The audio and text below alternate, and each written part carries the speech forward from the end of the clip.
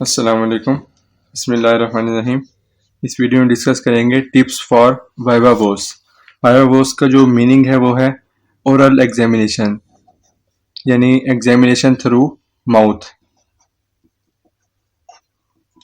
ये Latin language से word derived है, ओल्ड लैटिन लैंग्वेज से, जो as an oral examination first time 1842 में यूज हुआ है। तो हम आते हैं कुछ टिप्स की तरफ कि जिनकी वजह से हमारा वाइवा अच्छा हो सकता है और उसमें मैक्सिमम मार्क्स ऑब्टेन किए जा सकते हैं।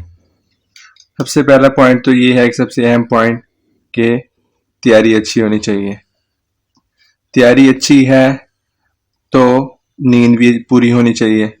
अगर तैयारी अच्छी है, नींद पूरी नहीं है, तो आप वाइवा में सही तरह प्रेजेंट नहीं कर सकते। इसलिए वाइवा देने से पहले 4-5 घंटे की या 6 घंटे की नींद अच्छी पूरी होनी चाहिए। उसके बाद जो नेक्स्ट पॉइंट है वो ये है कि ड्रेस।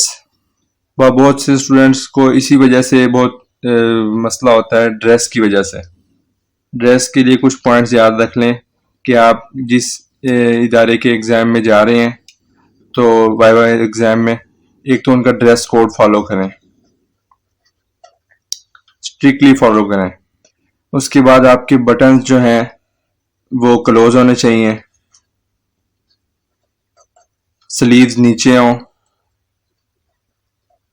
और अगर वाइट कोट कंपलसरी है तो वाइट कोट भी लाजमी होना चाहिए मेडिकल स्टूडेंट्स के लिए। इसके अलावा ड्रेस शूज पहने, ये ना हो कि जोगर पहन के या चप्पल पहन के वाइवा एग्जाम देने पहुंचे हो। बॉयज को तो मेरा मशवरा है कि जिस तरह वलीमे में तैयार होके जाते हैं पैंट कोट टाई लगा के, तो वैसे वाइवा के लिए तैयार होके जाएं। लेकिन जो गर्ल्स हैं वो इस तरह तैयार हों कि जिस तरह शादियों पे तैयार होती हैं, तो गर्ल्स नॉर्मल तैयारी करके जाएं। और बॉयज जो शलवार कमीज पहनते हैं वो शलवार कमीज के साथ वेस्ट कोट भी जरूर पहने। अब नेक्स्ट पॉइंट जो एक उनके लिए, टीचर्स के लिए बहुत इरिटेटिंग होता है, वो होता है गर्ल्स का लहराता हुआ दुपट्टा। तो इसका ये है इलाज ये है कि या तो स्कार्फ लें या कोई इसका ऐसा हाल करेंगे लहराए ना। और मोबाइल फोन्स तो अलाउ होते नहीं है एग्जाम में। अगर कहीं अलाउ है मोबाइल, तो मोबाइल आपका साइलेंट पे होना चाहिए या ऑफ होना चाहिए, क्योंकि अगर एग्जाम के दौरान मोबाइल बज पड़ा तो आपका सारा रेप्यूट खराब हो जाएगी। अब नेक्स्ट पॉइंट की तरफ आते हैं, वो ये है कि आपका आईडी कार्ड या स्टूडेंट कार्ड ये आपके पास होना चाहिए। उसके अलावा स्टेशनरी लाइक पेन, पेंसिल्स और क्लिनिकल टूल्स लाइक स्टेथोस्कोप अगर कहीं पे ज़रूरत है, या कोई भी क्लिनिकल टूल्स जो हैं वो जिसकी आगे ज़रूरत पड़ सकती है, वो आपके पास होना चाहिए। ये आपने सारी तैयारी करके जब वाइवा सेंटर के अंदर एंटर हो रहे हैं, तो वहां जाके एंटर होके ये रूम में जाके फोन बैठ नहीं जाना जब तक वो एक टीचर आपको कहे ना कि बैठ जाए। उसके बाद ये है कि कॉन्फिडेंस से बैठना है। जो भी क्वेश्चन पूछे उनका जवाब कॉन्फिडेंस से देना है। क्वेश्चन का आंसर जो है वो शॉर्ट होना चाहिए और कंप्लीट होना चाहिए, और उसमें कहानियां नहीं सुनानी शुरू कर देनी उसकी। जिस तरह लॉन्ग क्वेश्चन अटेम्प्ट करते वक्त एक्सप्लेनेशन, वैसी उसकी एक्सप्लेनेशन नहीं सुनानी, सिर्फ शॉर्ट आंसर देना उसका, टू द पॉइंट।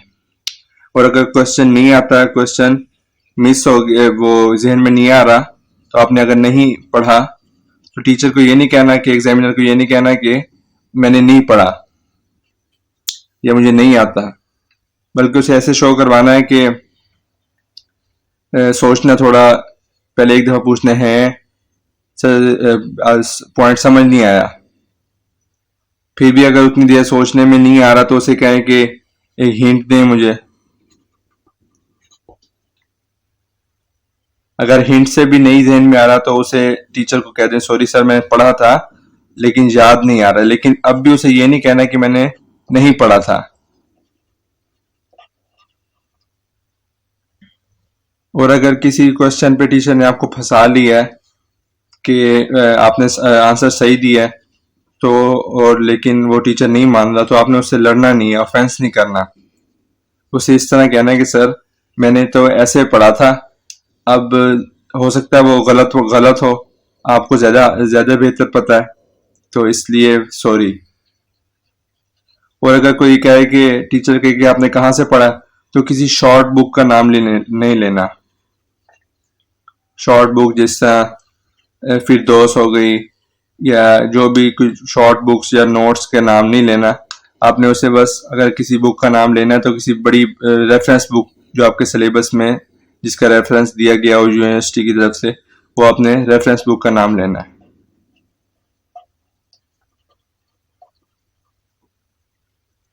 और अगर टीचर नहीं मान रहा है कि आपने ये पॉइंट गलत है, तो उससे फिर लड़ने की कोई जरूरत नहीं, उसे कह दें ठीक है सॉरी सर। तो अगर ये ना हो कि आप कहें कि मैंने फलां बुक से पढ़ा था, फलां बुक में इस तरह लिखा हुआ है, तो टीचर अपनी गिल्टी फील करता है और उसका असर फिर आपके मार्क्स पे आएगा।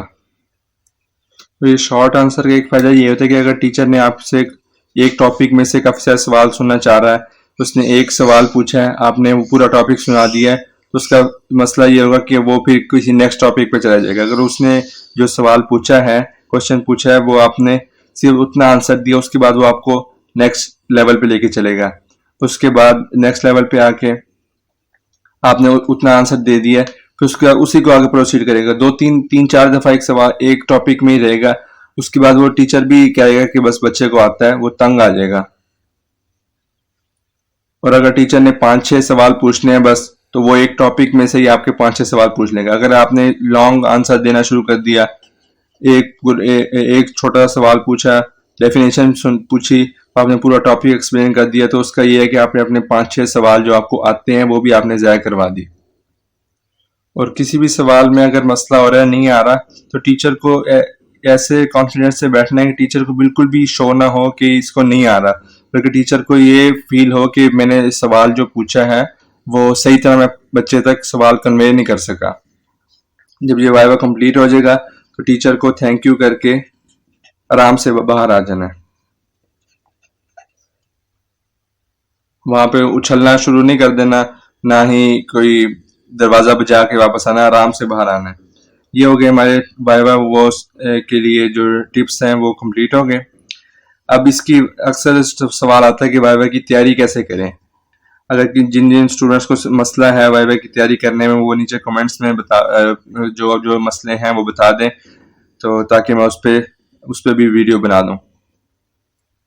अगर ये वीडियो पसंद आई है तो इसको लाइक करें, चैनल को सब्सक्राइब करें, दोस्तों के साथ शेयर करें। शुक्रिया।